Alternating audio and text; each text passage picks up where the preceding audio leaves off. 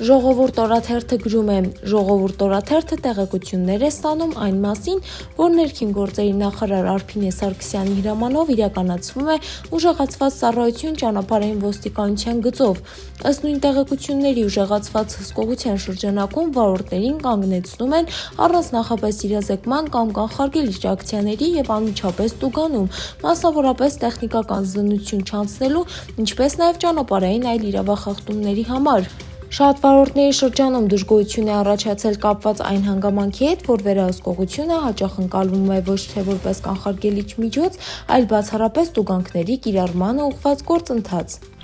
Ժողովուրդ օրաթերթը գրում է, որ Արագածոտնի մարզում Նիկոլ Փաշինյանի մասնակցությամբ քաղաքական միջոցառումից հետո արձանագրվել են ենթադրյալ չարաշահումներ։ Ըստ ականատես դիտորդական առաքելության դպրոցների ղեկավարները եւ ուսուցիչները զանգերով պարտադրել են աշակերտների մասնակցությունը հավաքին, իսկ Ծաղկաշենի դպրոցի տնօրենը երեխաներին ազատել է դասերից եւ բաժանել ՔՊ-ի խորհրդանիշներով շապիկներ։ Նշվում է նաև, որ հավաքագրման գործընթացը համակարգել է Արագածոտնի նախկին փոխմարզպետ Էդգար Փարվանյանը։ Մարզպետ Սերգեյ Մովսիսյանը հերքել է վարչական ճնշման մասին տեղեկությունները, նշելով, որ արձակուրդում է եղել, իսկ տնօրենների մասով ծառայողական քննություն է ընթանում։ Նա նաև հայտարարել է, թե ինքը նման տեղակալ չունի։ Այդպիսի անուն-ազգանունով փոխմարզպետ չկա մարզում։ Հիշեցնենք, որ Փարվանյանը, ով 2021 թվականին քաղաքացիական պայմանագիր կուսակցության կողմից առաջադրվել էր ապարան խոշորացված համայնքի ղեկավարի թեկնածու, 2023 թվականին վարչապետ Նիկոլ Փաշինյանի հրամանով ազատվել էր Արագածոտնի փոխմարզպետի պաշտոնից։ Նրա անունը աղմկահարույց քրեական գործի հետ էր կապվում։ Հրապարակ թերթը գրում է, գործարար շրջանակներից տեղեկություններ են հասնում, որ իշխանությունը բառի ամենաուղիղ իմաստով տեռոր է սկսել իրենց դեմ։ Գործարարները բաժանել են 3 խմբի՝ օլիգարխիա, միջին եւ փոքր, եւ ամեն մեկի մասով համապատասխան աշխատանքներ են տարվում։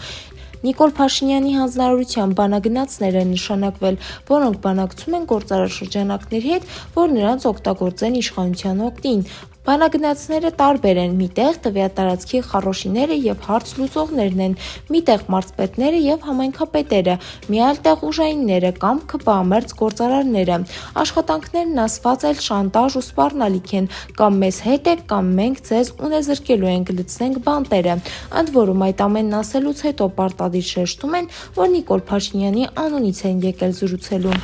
Հրապարակ թերթը գրում է, որոշ տեղեկություններով իշխանությունը վերջերս ռուսախոս վեքեր է բուծել, որոնք ակտիվ մեկնաբանություններ են գրում Նիկոլ Փաշինյանի նախընտրական քարոզարշավի լայվերի տեսանյութերի տակ, իրենց աջակցությունը հայտնելով ՔՊ-ի եւ հատկապես Փաշինյանին։ Նրանք նաեւ հավաստիացնում են, թե հունիսի 7-ին իբր Ռուսաստանից հատուկ գալու են ՔՊ-ին ընտրելու։ Այս հանճարեղ գաղափարը իշխանության քարոզիչների գլխում հղացել է մի քանի պատճառով։ Նախ որ ցույց տան, որ հայ-ռուսական լարված հարաբերությունները ամենևին չեն արտացոլում ռուսաստանաբնակ հայերի ՀՀ իշխանությունների նկատմամբ վերաբերմունքը, որ նրանք անհանգստացած չեն, շարունակում են սիրել եւ երկրպագել Նիկոլ Փաշինյանին, ու Պուտին-Փաշինյան հարաբերությունները ոչ մի խնդիր չեն կարող ստեղծել մեր հայրենակիցների համար։ Եվ երկրորդ տպավորություն գործեն, թե ՌԴ-ում ապրողներին, եթե անգամ որոշ ընդդիմադիրներ Հայաստան բերեն, միևնույն է նրանք գալու են եւ ՔՊ-ի օգտին քվեարկեն։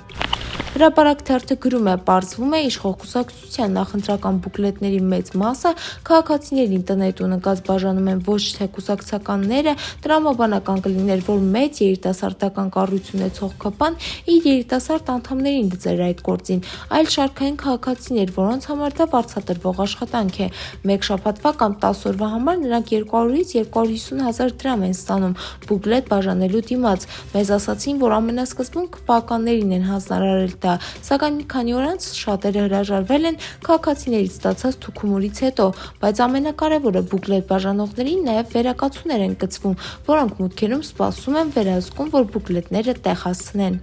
Փաստ թերթը գրում է, մեր ունեցած տեղեկություններով վերջին օրերին Նիկոլ Փաշինյանի առավել ընդգծված ջղաձիգ պահվածքը մի քանի խորքային պատճառ ունի։ Առաջին պատճառն այն է, որ իր համար գնալով ավելի անմխիթարական են դառնում ներքին օգտագործման համար պարբերաբար արվող հարցումների աշխատանքի արդյունքները։ Երկրորդ պատճառը վերաբերում է ընդդիմադիր հիմնական ուժերի պահվածքին։ Ակնհայտ է, որ վերջիններս խոսքը իրական ընդդիմադիրների մասին է, միմյանց նկատմամբ այլևս հանդես չեն գալիս եւ բոլորն առանձին հետեւողականորեն ու փաստարկված էլ ավելի են ոչնչացնում Նիկոլ Փաշինյանի առանց այդ էլ ցածր վարկանիշը։ Եվ վերջապես երրորդ պատճառն այն է, որ չնայած ողջ վարչական ռեսուրսի կիրառմանը, շրջիկ խմբերին հավաքների բերելուն, այդուամենայնիվ իր նախընտրական հանրահավաքներին այդպես էլ մարդաքանակ չի ապահովում։ Դե ինչ, այսքանն ենք պատրաստել ձեզ համար, մնացեք մեզ հետ եւ եղեք տեղեկացված։